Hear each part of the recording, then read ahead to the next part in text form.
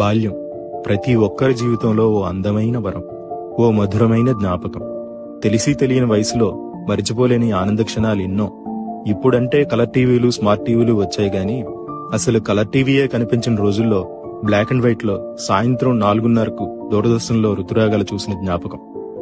శుక్రవారం వచ్చే చిత్రలహరి కోసం వారమంతా ఎదురు చూసిన జ్ఞాపకం. హీరో ఎవరో తెలియని రోజుల్లోనే ఆదివారం వచ్చే తెలుగు సినిమా చూసి సంబరపడిన బాల్యం. తెల్లటి చొక్కా, బొక్కలతో నిండిన నీలం నిక్కరు, కాళ్లకు చెప్పులు లేని రోజులు, బడిగంట ఎప్పుడు కొడతారా అని ఎదురు చూసిన క్షణాలు, అర్థం కాని ఉర్దూ వార్తలు, అర్థమే తెలియని మూగ వార్తలు, ఇవే అప్పటి ఎంటర్టైన్మెంట్లు.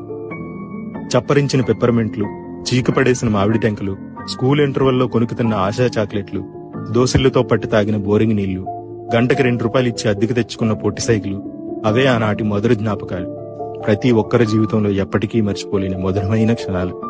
ఇప్పుడు టెన్షన్లో పడి మధ్యాహ్నం ఏం తిన్నామో కూడా గుర్తుండని దౌర్భాగ్య రోజుల్లో మనం ఉన్నాం.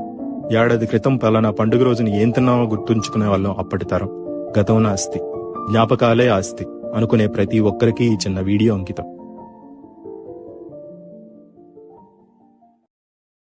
Download ShareChat.